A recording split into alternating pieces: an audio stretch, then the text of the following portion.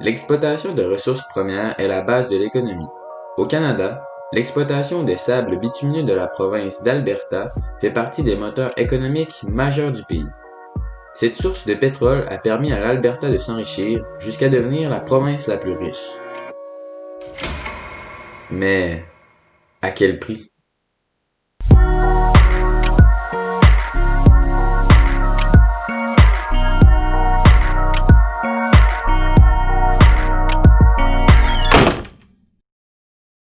As I said on the very first trip to the oil patch back in 2012, no country would find 173 billion barrels of oil in the ground and just leave them there.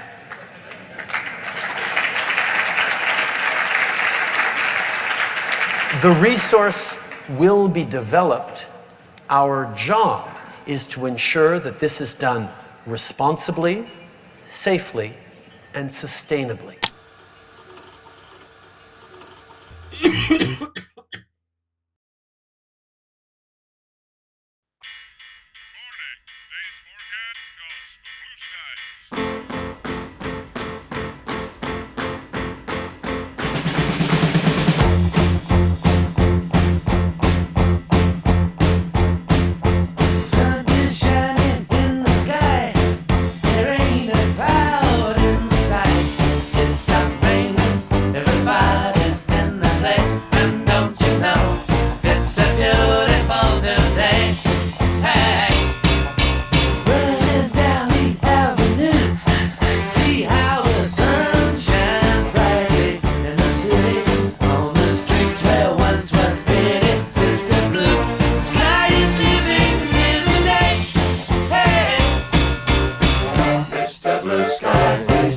Why you had to hide away for so long? Where did we go wrong?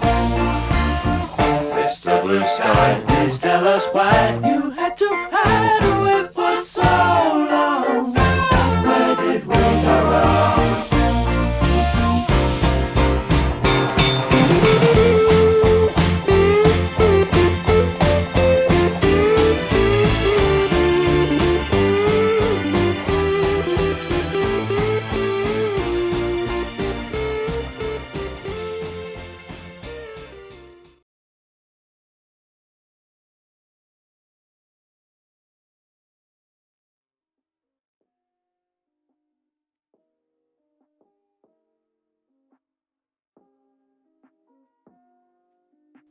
Pour comprendre le réel enjeu que représente l'exploitation du pétrole au Canada, il faut d'abord comprendre qu'est-ce que les sables bitumineux et en quoi cela pollue l'environnement. À ce jour, les sites d'exploitation de sable bitumineux représentent 895 km² de terre. Ces terres sont le plus souvent inutilisables et souillées pour plusieurs centaines d'années après l'exploitation.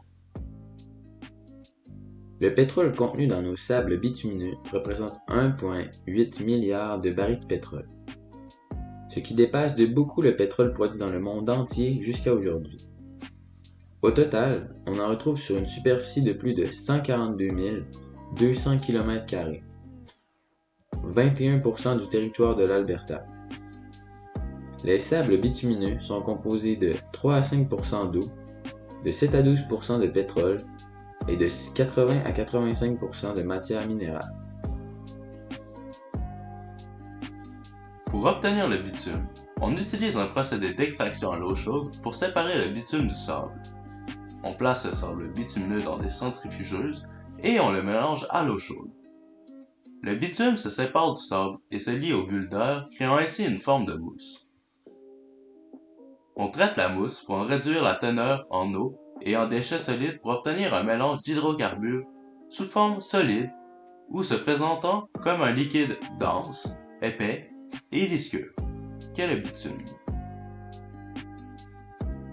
Pour un baril de pétrole, 55 gallons ou environ 208 litres, il faut utiliser 3 à 4 barils d'eau douce, soit entre 624 et 832 litres. La grande majorité de l'eau douce utilisée dans le procédé d'extraction du bitume provient de la rivière Athabasca. se trouvant près des chantiers et usines nécessaires au traitement des sables bitumineux. Le pompage massif de son eau, à cause des sables bitumineux en particulier, met son avenir en péril. C'est 1,8 milliard de litres d'eau contaminés par des centaines d'ingrédients toxiques, comme de l'arsenic et du mercure, qui sont générés chaque jour. C'est 10 fois plus que pour l'exploitation de puits de pétrole classiques. Ne pouvant retourner ces immenses quantités d'eau à la rivière Athabasca, la seule solution trouvée en attendant de pouvoir traiter cette eau est de l'entreposer dans d'immenses bassins de décantation. Ces bassins de liquide toxique recouvrent une surface de 130 km², soit l'équivalent de la moitié de l'île de Laval. Ceux-ci n'étant pas totalement étanches, ils contribuent à polluer d'autres sources d'eau. L'eau contaminée dans les bassins fuit dans les sols et se mélange à celle de nappes phréatiques ou bien s'écoule pour atteindre la rivière Athabasca. On évalue la fuite d'eau toxique à environ 6,5 millions de litres par bassin par jour. La seule solution trouvée pour traiter l'eau contaminée était de laisser les polluants se séparer de l'eau par décantation dans les bassins. Malheureusement, cela prend extrêmement de temps. En revanche, depuis 2019, un projet pilote a vu le jour visant à décontaminer l'eau à l'aide de charbon actif, ce qui permettrait de la relâcher dans la rivière Athabasca, sans danger. Ce projet durera 2 ans, durant lesquels on testera l'efficacité du procédé. Ce type d'industrie, comme les mines, les puits de pétrole ou encore des usines de charbon, crée des emplois stables et bien payés à travers le monde qui subviennent aux familles de plusieurs. Grâce à ces industries, l'économie tourne à plein régime. Mais sommes-nous réellement prêts à en payer le prix?